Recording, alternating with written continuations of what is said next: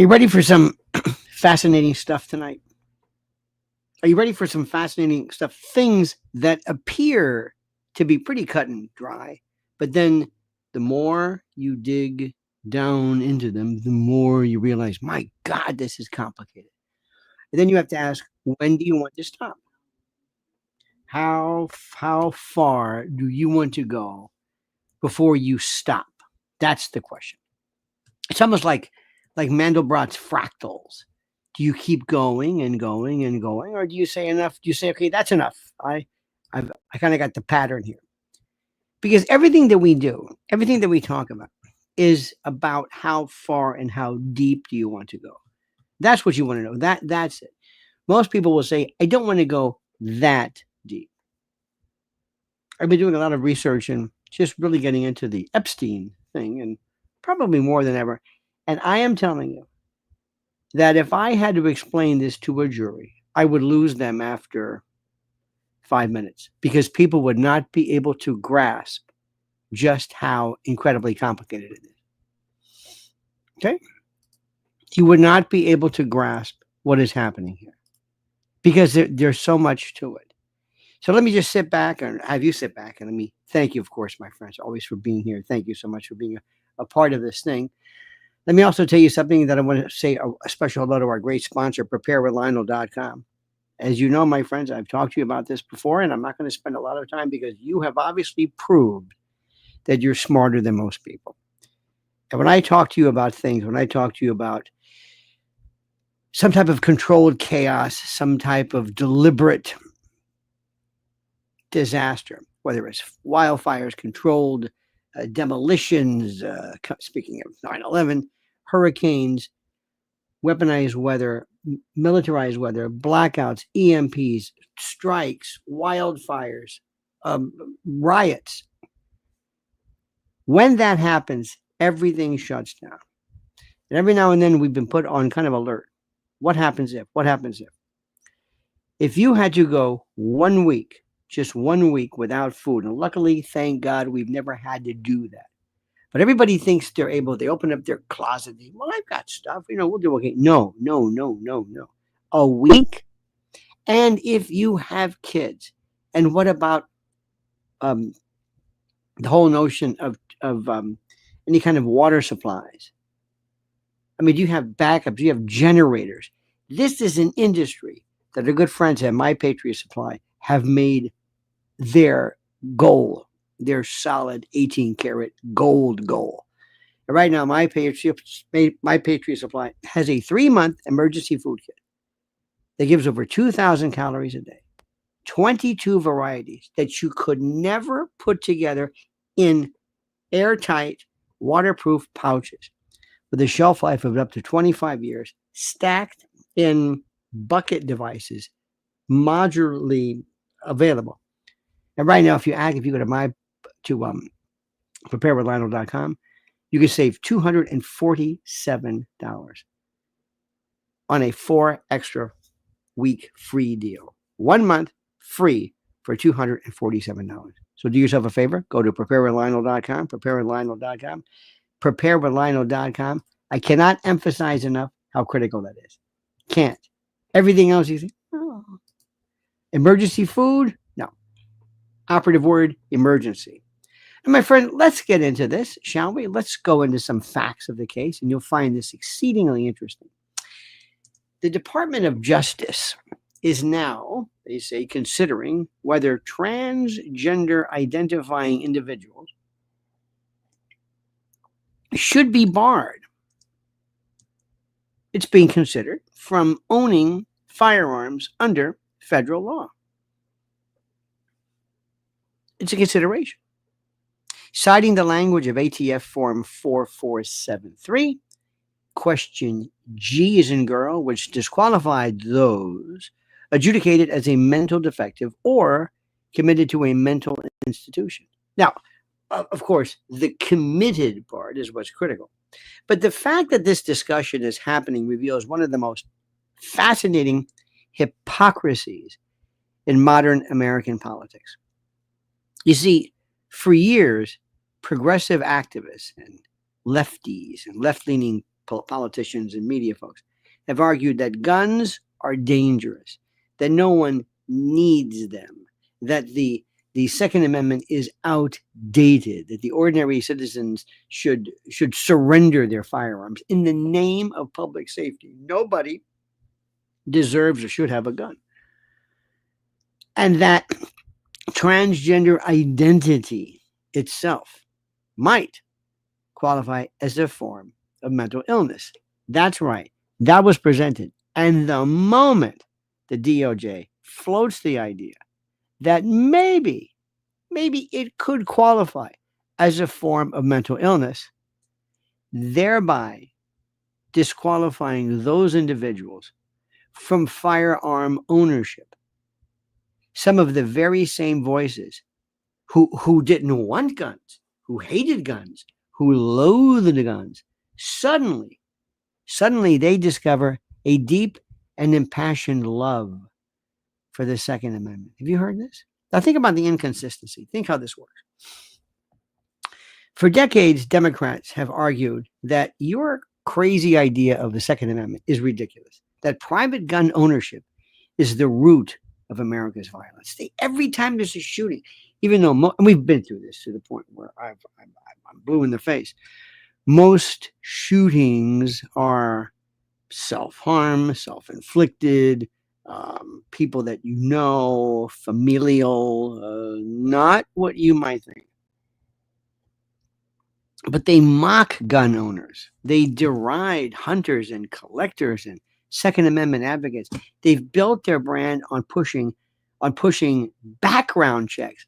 Background checks. What? Most people have not been committed to. The background checks don't tell anything. They've advocated red flag legislation. But they've pushed for bans and waiting periods and confiscations. But as soon as the DOJ considers declaring transgenderism as evidence of mental illness and mental instability, and thus disqualifying somebody from gun ownership under existing law, suddenly the script flips. You go crazy. Suddenly it's our rights, our freedoms, our protection under the Constitution. The same crowd that once said, I don't know why anybody would want to have a gun, is now, get this, demanding that their unique group identify not to be disarmed. That their group identity disqualifies them from being disarmed. They're saying you can't disarm our unique gender, whatever. We can't. You can, Mr. Heterosexual, Mr. Family, Mr. Whatever. That's a different story. So it's not just hypocrisy. It's unmitigated hypocrisy, writ, as they say, large. And it exposes the hollow core of much, if not all, of the progressive and radical left rhetoric. You see, they don't actually care about principles. They don't care about consistency. They don't care about your rights, anybody's rights. They care about power. And you see, if guns are in the hands of traditional, conservative, rural, middle American types, then guns are evil. Guns must be confiscated. But if the guns are in the hands of a politically protected class like them, suddenly they become sacred rights, not to be infringed upon. This is selective liberty. It's cafeteria constitutionalism. You pick and choose like a buffet. You pick and choose what rights matter, depending upon who holds them. And many people have said some very interesting. And by the way, Charlie Kirk said something very interesting, which I find unique. He is a very bright young man and says some things which I think are very interesting. He said in one of his commentaries, he frames the question this way. He says, if you're crazy enough to mutilate your own body, flood your system with hormones, and claim you've changed your sex, something that is biologically impossible, then you are demonstrating ostensible, prima facie, mental instability that makes you, therefore, ipso facto, unfit to possess firearms. And you can agree or disagree with the phrasing, but the underlying legal question is real. The federal government already bars people who have been adjudicated as mentally defective. And the Supreme Court has historically allowed mental health disqualifications to stand, provided they are narrowly tailored. So the DOJ is essentially asking, does identifying as transgender qualify? Now, this creates a dangerous precedent. I'm telling you, I'm warning you. You may laugh all you want. You say, hey, this is great. This is fun. This is terrific. Let's advocate this. No. No, be careful. Because this is something which maybe they're doing it theoretically, they're doing it as some kind of a symbolic exercise, knowing nothing will happen. But this creates a dangerous precedent. You see, if the government can classify one identity group as inherently mentally defective, what's to stop them from expanding that logic? See, today it's transgender individuals. Tomorrow it could be veterans with PTSD. Or political dissidents branded as extremists. Or somebody who follows a particular way of thinking, an ideology. Even parents who refuse to comply with school gender policies. You see, once you grant the state the power to define sanity in this way, then every group is vulnerable. So you got to be careful. And that's why conservatives must tread very carefully. You see, the hypocrisy of the left is obvious, but the potential for government abuse is just as real. And yet, my friend, the irony remains too rich to ignore. These are the same individuals, the same activists, the same people who've long sneered at America's gun culture. What do you got, penis envy? They're now scrambling to claim constitutional rights when the DOJ threatens to put their group on the prohibited list. See, these are the same people who don't care about do not fly list. They don't care about any of that. But when their ox is gored, it's a different story. And after all, what would they care? What would a transgender care about? Guns.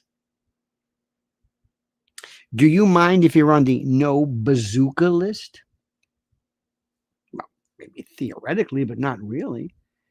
You see, the same politicians who've called the Second Amendment a relic of slavery now want its protections extended to transgender identifying citizens.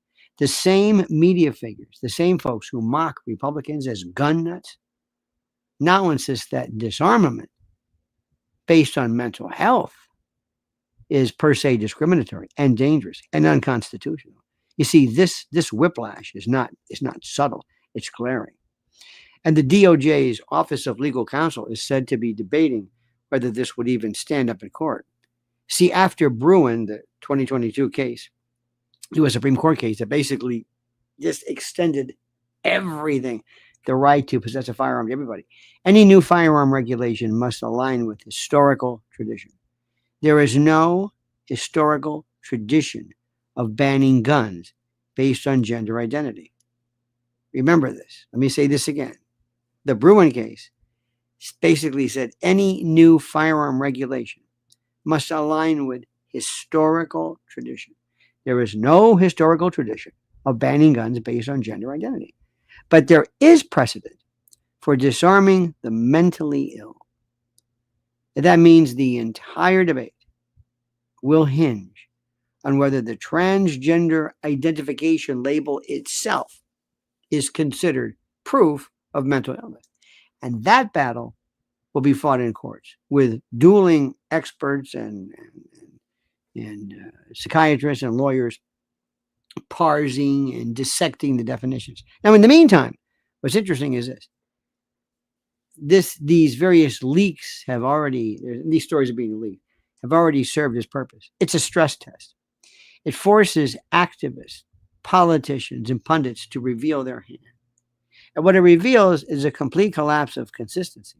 You see, the left's message is suddenly fractured. See, for years it was, no one needs a gun. Only a nut has a gun. Now it's, don't you dare take my gun from my cold, dead fingers, right? So for years, it was mental health checks or common sense. Now it's mental health disqualifications or discrimination. And the hypocrisy, like I said, is staggering. And it underscores, my friend, a deeper truth. Progressives don't actually oppose gun rights. They don't. They don't actually oppose gun rights as a matter of principle. They oppose gun rights for people they dislike.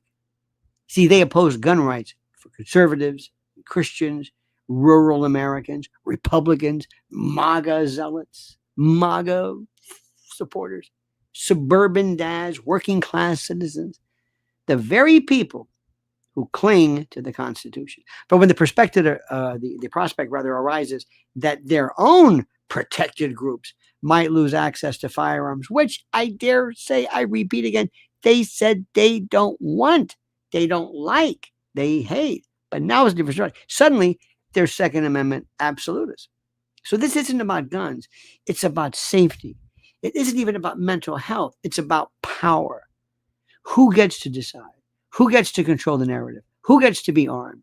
And who gets to be disarmed? You see, the DOJ's flirtation with redefining transgenderism as mental illness worthy of disarmament has suddenly exposed in raw and unmistakable fashion just how weird and strange and how opportunistic and unprincipled much of this rhetoric is. And so that's the story here. Not just whether the DOJ actually moves forward with, such a policy. That's not it. Not just whether the courts would strike it down, but the sheer spectacle, again, this stress test of drawing people out, the sheer spectacle of watching activists who once demanded universal disarmament, now insisting on their own inalienable right to keep and bear arms. If nothing else, it should remind Americans of the oldest lesson in politics. When people show you their hypocrisy, believe them. What do you think? Do you see this, my friend? Do you see this? Someone writes, Jordan Peterson went through a lot for standing up for what is right. He did, and he, I think, is out of his mind. But he did. He did. He started with that. What do I say? He started with that business about the pronouns. And that was great. It was wonderful. But, and then that spearheaded that he went into this absolute. Did you hear what he had to say about being a Christian?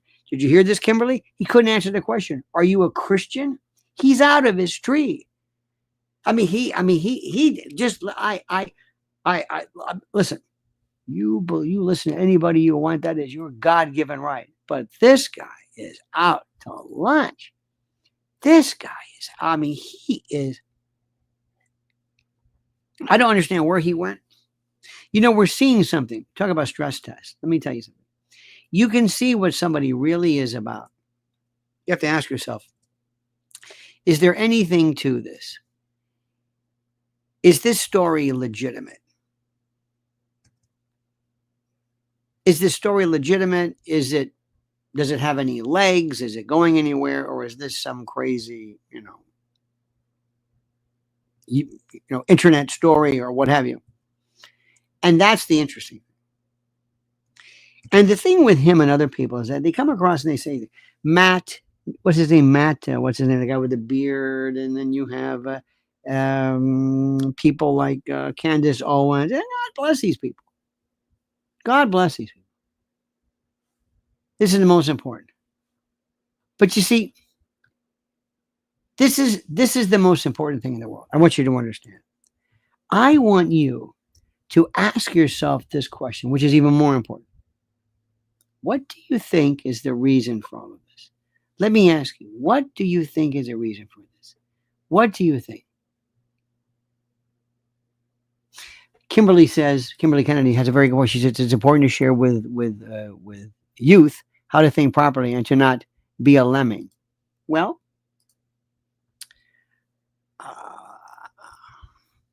do you want me to discuss that with you? Do you really want that? Everything applies, everything that you said was wonderful, except when it comes to religion. Religion is the most antithetical. It is so contrary to critical thinking because you're told this is it, take it or leave it. Have you ever seen, when I talk about a fractal, you know what this is? I mean, what is a fractal? What is a fractal? Have you heard of this? Fractal, Mandelbrot, Benoit Mandelbrot. Have you heard of a fractal? And I'm not trying to be cute, because it's something that it's not only is it fascinating, but it gives you an interesting way of as an analogy.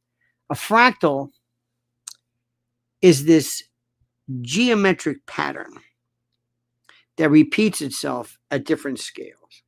You zoom in on one part and you'll find a smaller version of the whole, and zoom in again and the pattern keeps reappearing, and it's called self-similarity.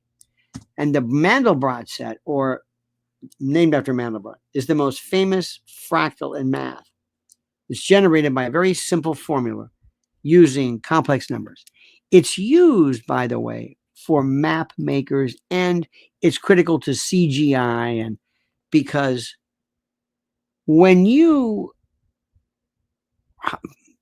if I were to ask you, measure a coastline, measure, a coast, you'd say, well, the land goes like this. It goes straight and up and down. So how many miles is that? How many miles? You mean straight across? No. How many miles of coastline? Well, I don't know. Nothing is smooth. Nothing is straight. Fractals allow you to zoom in and to come up with the most precise pictures. All right. To make a long story short, when you look at the fractals, you realize, okay, I've got it. I'm going deeper and deeper and deeper. When you talk about this case regarding transgender, what is this about? Let me ask you a question. Let's talk about critical thinking. And I'll be your Socratic leader. I'll be your professor. Class, here's my question. Who is behind, all of a sudden, this militant transgenderism? Did it spontaneously come about? Where does it come from, I ask? Where? What do you think? Where do you think? Where do you think it comes from? Was it something that was just a matter of time? Something that we would have dealt with at one particular point, or is there something else? Now somebody says ideological subversion. Do the people themselves who are involved in this, do they think they are being subversive? Do you think that? Do you think that? Do you think they're being subversive? Do you think that one day they said, we have finally, it's time now for all these people who have secretly wanted to either address the fact that they're transgender. Remember, Rachel Levine is nowhere to be found. Rachel Levine, the Biden, the first one you saw, oh, this is Rachel Levine. Remember, that was like, oh, Jesus, what the? Nowhere to be found. I ask you, dear friends, where does this come from? Where does it come from? I have a working hypothesis, and until it's proven wrong, I work accordingly. It's like when you have one of those black boxes in school and you shake it and you think, I think it's a marble and a paper clip. I don't know, but that's my hypothesis. I can't, it's not a theory because I can't test it, but I'm gonna use this. We are seeing things that are so fascinating. And one of the stories that we love to see is for you to understand the notion of hypocrisy and the double standard. Did you see the story I did last night about Busky? Did you see this? Did you see this? Did you see my piece on this comedian, who I think is, as you would say, hilarious? This comedian who appeared in white face. Did you see this fellow? Did you see this young man who went in white face. Did you see it? It was very interesting. And he decided to come about and do this, whatever this thing was. He went to a NASCAR. He went to a NASCAR event, and it was so fascinating. Did you see it? Okay. What's interesting is that if a white person had done this, which they had, Robert Downey Jr., Ted Danson did a blackface. He got into a lot of problems. Jimmy Kimmel years ago when he was doing the Man Show. Others as well, I think. But Robert Downey Jr. got a pass because he's a member of the club. He's a chosen one.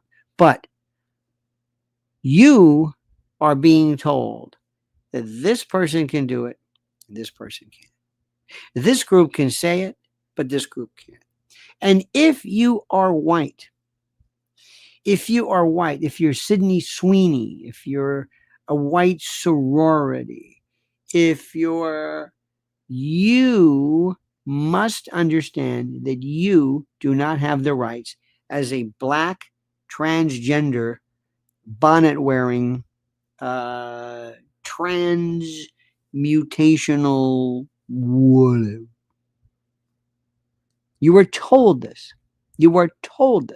Stern did it. Correct, Marco. Stern was at everybody. And he did it one time with Sherman Helmsley. Okay.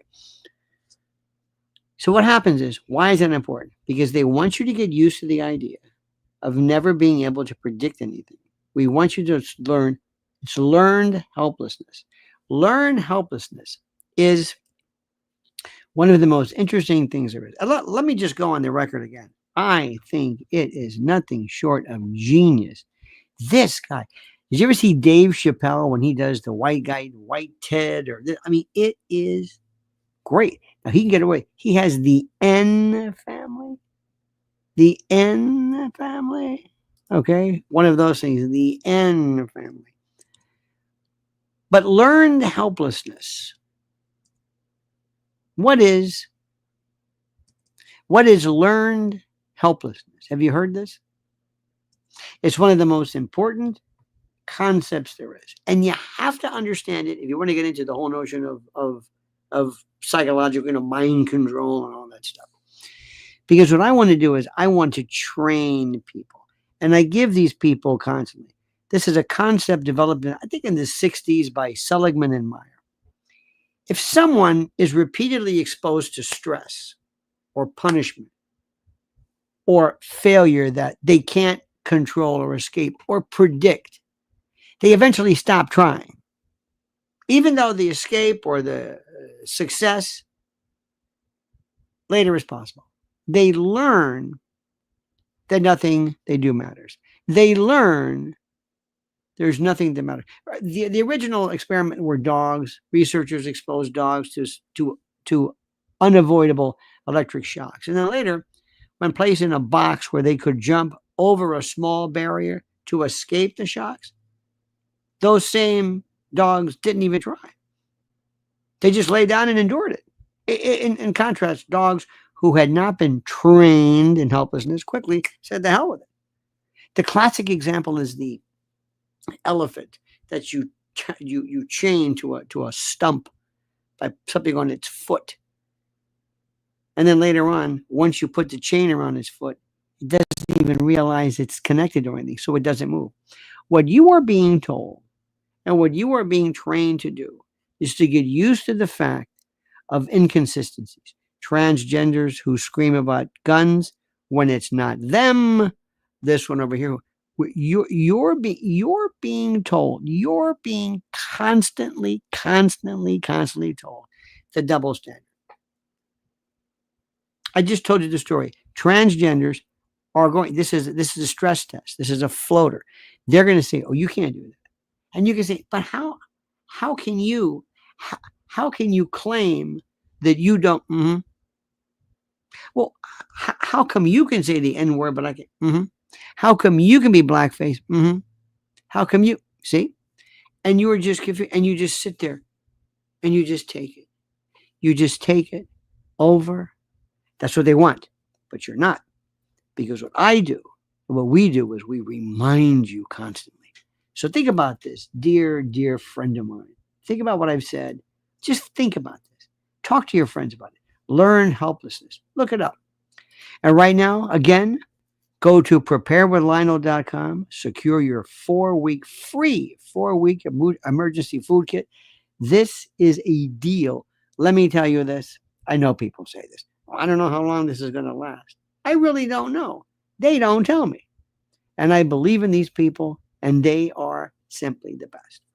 All right, dear friends, make sure you tune in to me at 1 a.m. Eastern Time, 1 a.m. Eastern Time, 1 a.m. Eastern Time on WABC, 770 WABC. We're going to take this. I've got stuff. I'm going to blow them away. Wait till we talk about Epstein. They are not used to this. They are not provided depth, the fractal. The Epstein case is so complicated, it's not even funny. And I love complexity.